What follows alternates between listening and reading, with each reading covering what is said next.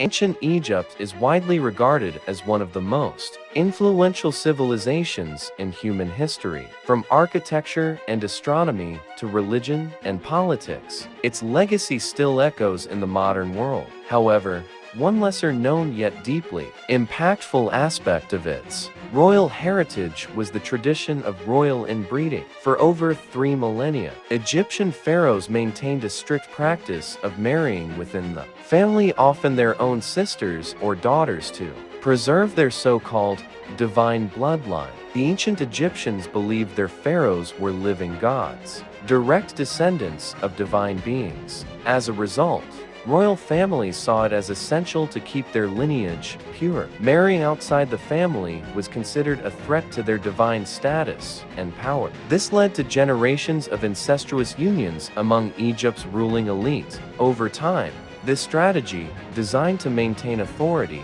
started to backfire. Modern scientists and historians have used advanced tools such as CT scans and DNA testing to study the remains of Egyptian royalty, particularly Tutankhamun, one of the most famous pharaohs. The results revealed a disturbing pattern of genetic disorders, birth defects, and chronic illnesses. Tutankhamun, who died at just 19, suffered from multiple health issues, a clubfoot, weakened bones, and possibly a suppressed immune system. These conditions are now widely believed to be the result of inbreeding. His parents are thought to have been full siblings, and he himself likely married his own sister. Their 2 daughters, discovered as mummified fetuses, were stillborn, likely due to inherited genetic complications. Tutankhamun's tragic story is only one chapter in a much broader pattern that stretched across numerous generations. Repeated intermarriage within the royal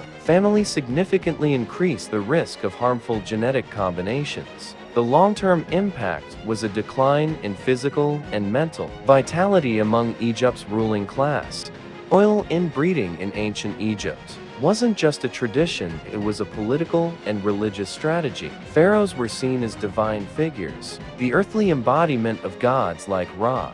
To preserve this divine bloodline, they often married their sisters or close female relatives, while the common people were forbidden from such unions. The royal court encouraged and celebrated them as symbols of purity and power. Over centuries, however, this belief system started to undermine the very stability it was meant to protect. One significant example is Akhenaten, the father of Tutankhamun. Akhenaten attempted major religious reforms by promoting monotheism, worshipping a single god, Aten, but his appearance in statues and carvings showed unusual physical features: elongated limbs, narrow chests, and feminine facial traits. These were not artistic exaggerations. Modern researchers believe Akhenaten may have had a genetic disorder such as Marfan syndrome, which affects connective tissues and often results from inbreeding. Sculptures and wall paintings from this period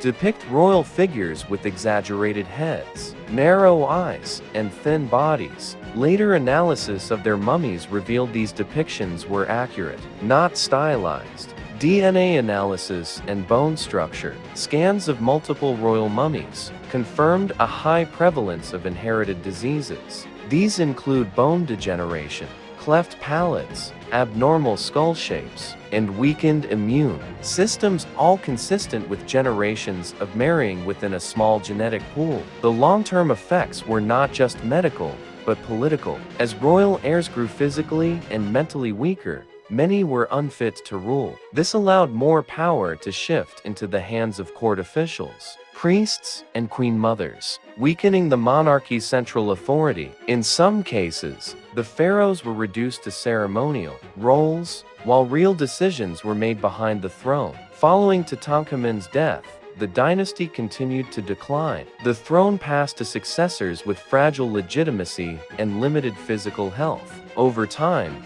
the kingdom became vulnerable to foreign invasions from the Hyksos, Assyrians, Persians, Greeks, and eventually the Romans. Many historians believe that this internal weakness born from generations of inbreeding, played a major role in Egypt's gradual fall from glory. Modern science now views the Egyptian royal family as a case study in the dangers of genetic isolation. Their desire to preserve a divine bloodline resulted in a fragile and biologically compromised elite, who, despite their temples and monuments, could not escape the harsh consequences of ignoring basic principles of biology.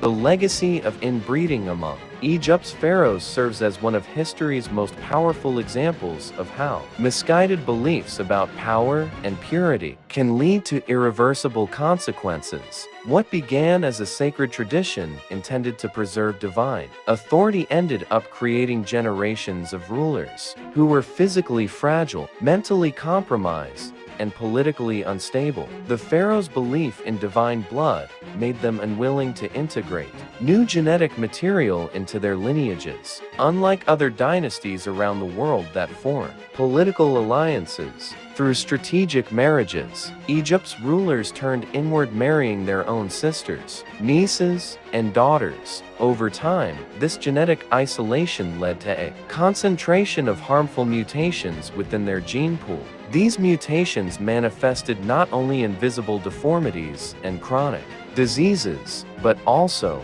in reduced fertility and increased infant mortality. As a result, many royal offspring died young or were born with severe abnormalities, further shrinking the already limited royal bloodline. The weakening of the royal family from within made it more vulnerable to court intrigues and foreign threats alike. Scientific studies on royal mummies, including CT scans and genome mapping, have confirmed the extent of this genetic damage. Researchers now recognize that this centuries-long tradition of inbreeding likely played a significant role in the decline of Egypt's once great empire. While foreign invasions, economic challenges, and political unrest all contributed to the fall, the biological fragility of Egypt's leadership was a hidden but critical factor. Today, Egypt's ancient monuments still stand tall, symbols of a civilization that once mastered engineering, astronomy, and statecraft. But behind those grand temples and tombs lies a sobering truth: that even the most powerful dynasties can collapse from within when they ignore the fundamental laws of nature. This story is not just about ancient